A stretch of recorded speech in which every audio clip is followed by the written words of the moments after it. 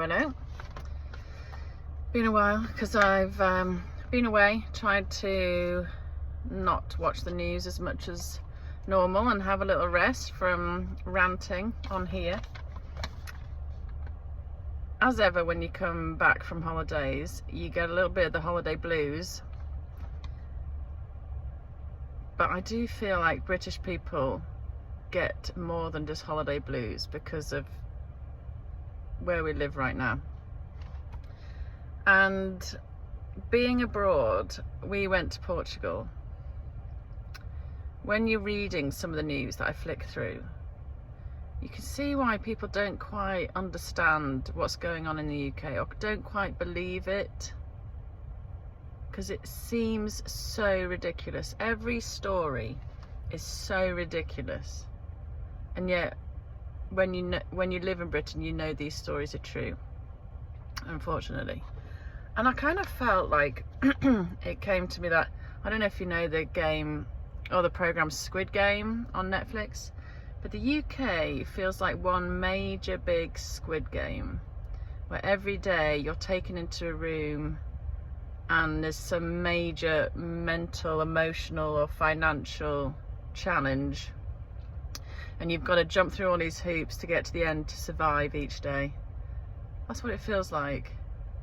It is really, really relentless, quite torturesque, and it's no wonder so many people are down. So, like, you know, we've got the net zero mania with Ed Miliband concreting over all of our beautiful areas, destroying our food security, which is at record lows already. Why would a nation do that? Literally, why, when there's loads of other options?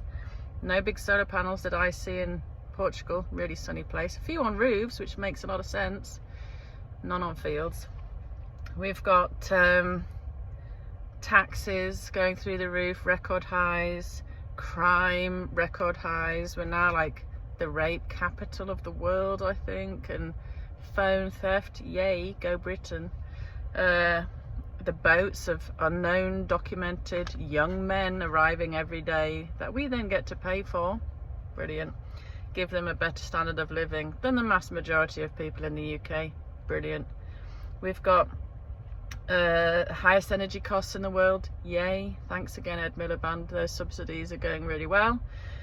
And you hear here and there a lot, which again, I hope people who are in positions of power are on top of this, but I see loads of stories at the minute about terror threats and really horrible stories, so I'm praying to God those are not true.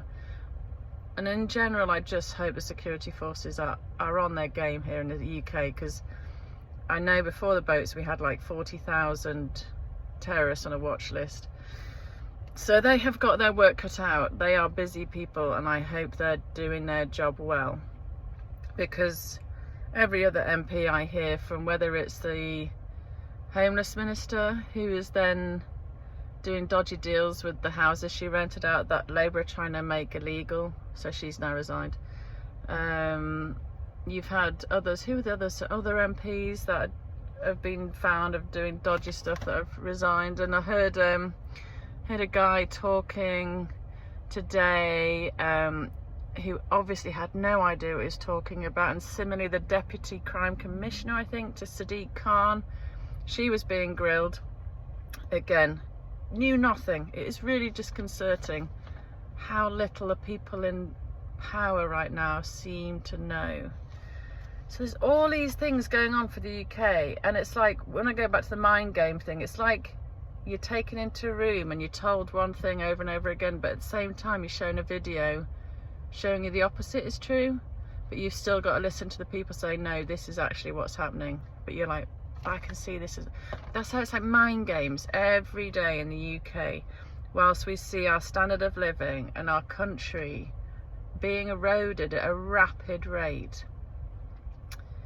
Like, the food thing really worries me again. Like, you see, Jeremy Clarkson has said their harvest is diabolical. Last year we had our worst harvest in 30 years because it was so wet and grey. It all just rotted. And now it's really dire because we haven't had much rain. And at the same time, we've had record numbers of farms closing due to Labour's punitive, vile, vindictive tax measures. And then they're making it harder and harder for them to make a profit.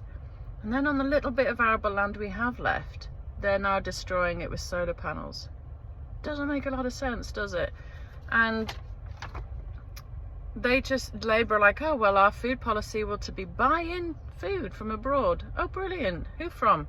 Let's hope they all stay our friends, and let's hope they don't just give us the crap they want rid of and don't charge us an extortionate amount of money to supply us with poor quality food, because we will be like birds with our mouths open waiting for someone to bring us food because we have no ability to make our own. Yay, Labour. Brilliant decision. Do you see what I mean? One day back in Britain and I'm already going ranty. Portugal, clear skies every day, beautiful, beautiful weather, normal sunsets, normal weather forecasts that are pretty much right every day. Loads of beautiful local produce, fresh tomatoes and cucumbers and brilliant, lovely fish and veg and chicken, just such healthy, locally sourced food, and seasonal, which is how we should, you know, have our food supply if we looked after our farmers properly. They had water in abundance. No water shortages there, even though it's 30+ degrees every day.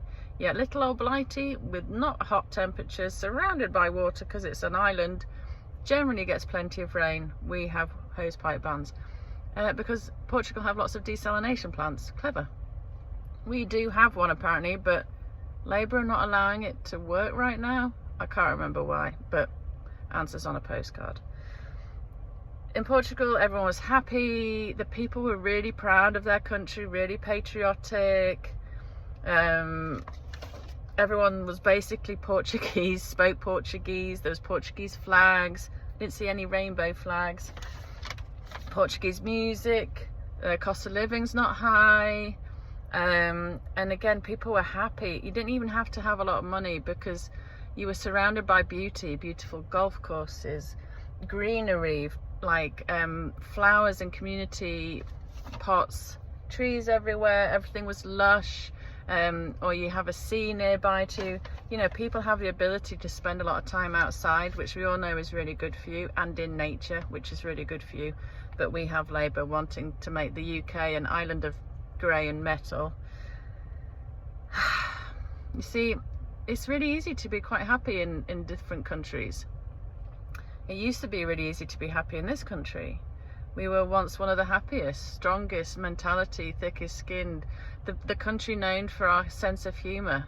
But now it just feels like the UK is a dartboard, and there's, whether it's globalist entities like the World Economic Forum, there's these people that are just throwing the darts constantly, and we're all there trying to dodge them every time. I'm just really sick of it.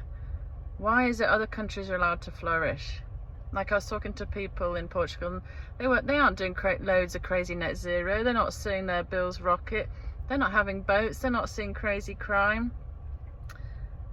It's just relentless, and I'm so tired. And all I want is for this little island to be able to flourish like so many other countries seem to be able to do right now, and enjoy their lives. And we're only asking for the basics. Bills not to be crazy. Loads of unknown men not coming into our country that we have to pay for. Actual crime being policed. Taxes to go down so that we have some money after the day that you've been working to spend it in shops. Asking for like clean areas to live that are tidy and we can be proud of. Asking to be able to be patriotic without getting shouted down. We just want the basics that so many others seem to have. Anyway, glad I'm back.